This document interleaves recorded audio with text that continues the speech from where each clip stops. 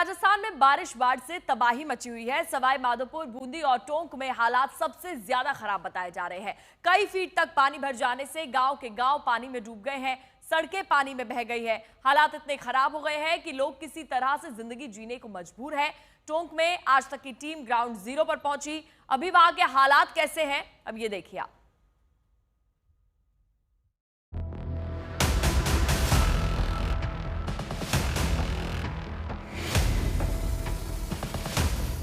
आसमान से कहर बरसा, जमीन पर उतरी तबाही। और अब ड्रोन तस्वीरों में जो दिख रहा है वो दिल दहला देने वाला मंजर है। टोंक के उनियारा में सड़कों पर उतरे सैलाब के चलते सड़क के कई हिस्से ऐसे बह गए जैसे कागज के टुकड़े हों। राष्ट्रीय राजमार्ग के किनारे पानी का स्तर भले ही कम न हुआ हो, लेकिन यहाँ सैलाब की तबाही के निशान ताजा हैं। ये राजमार्ग उनियारा को बीच शहर से आगे जोड़ते हुए फिर आगे टोंक शहर की ओर जाता है और इस शहर पर भी लगभग 400 से 500 मीटर कई की जो लंबी सड़क है वो अभी भी डूबी हुई है। पानी का स्तर कम जरूर हुआ है, लेकिन जैसे जैसे देखिए जो ऊंचे थोड़े इलाके हैं यहाँ पर अभी भी ऐसे मानिए ऐसे नदी चल रही हो, यहाँ पर भी नदी सड़क पर उतरी हुई है और ये प्रवाह लगभग पीछे 500 मीटर तक दिखाई दे जा रहा है। आगे बस स्टैंड है वो भी जलमग्न है, जितने लोग जा रहे हैं। हालांकि ये स्थिति इसलिए बेहतर हुई है क्योंकि 48 घंटों में पानी का स्तर कम जरूर हुआ है, लेकिन अभी भी आगे से जो नदियां आ रही हैं वो इस पानी में अपने साथ एक बहाव लेकर के आ रही हैं। कहीं घर और दुकानें डूबी हैं, तो कहीं सड़कों पर खड़ी गाड़ियां बाढ़ में समा गई हैं। सरकारी दफ्तर का पूरा परिसर भी जलमग्न है।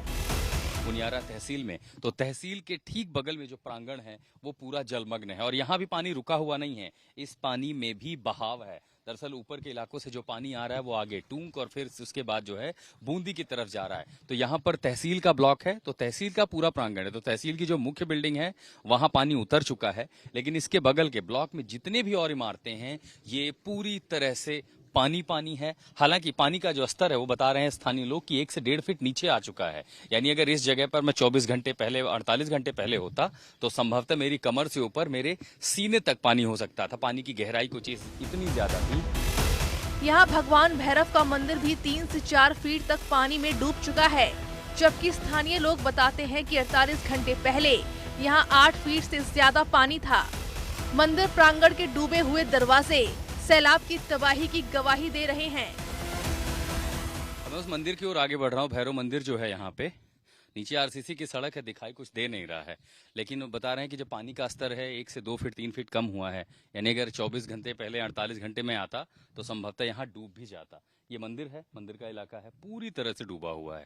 तो जो जिले सबसे ज्यादा प्रभावित थे उसमें टोंक था, उनियारा कस्बा भी था।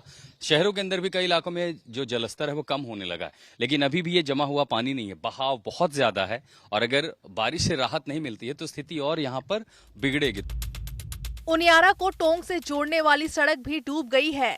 सड़क किनारे दोनों ओर कई फीट तक पानी है। या ये जो राजमार्ग है इसके बहुत सारे हिस्से जो अभी भी डूबे हुए हैं और इसीलिए सड़कों पर छोटी मोटी गाड़ियों के आने में बहुत ज्यादा दिक्कतें हैं।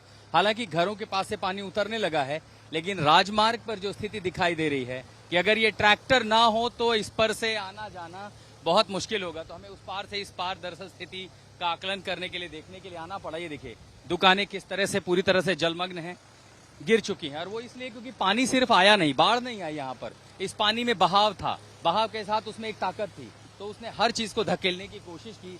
बिजली को रिस्टोर कर लिया गया है। इन ज्यादातर इलाकों में दुकानों में जहां पानी था धीरे धीरे उतरने लगा है, लेकिन इसके बावजूद भी ये तबाही के वो निशान हैं जो टोंक में आसपास के कई जिलों में ये आपदा छोड़ गई है। अब इन तस्वीरों को देखिए, ये उनियारा की कृषि मंडी का दफ्तर है। यहाँ जब पानी उतरा तो दफ्तर में साफ सफाई शुरू की गई। बाढ़ के चलते मंडी दफ्तर की बाहरी दीवार भी गिर गई। जो कृषि मंडी है वहां पर जो पानी का स्तर था वो 3 से 4 फीट से भी ज्यादा था। ये उसकी बाहरी दीवार है, जब पानी आया अपने साथ इतना बहाव था कि पूरी की पूरी दीवार यहाँ धराशायी होगी। अब दफ्तर में पानी का स्तर देखिए, पानी तो उतर गया है लेकिन निशान छोड़ गया और उस निशान से आप अंदाजा लगाइए, ये देखिए मेरे सीने तक पानी है, 4 से 5 फीट का पानी यहाँ जमा था। अब धीरे धीरे पानी उतरा है तो दरअसल अब जो भी कुछ बचा था वो सब खत्म हो चुका है। ये सीपीयू है, मॉनिटर है, कंप्यूटर है, दफ्तर का जो भी सरकारी सामान था वो पूरी तरह बर्बाद हो चुका। अब सफाई कर्मचारी जो है वो साफ कर करके एक एक हिस्सा निकाल रहे हैं।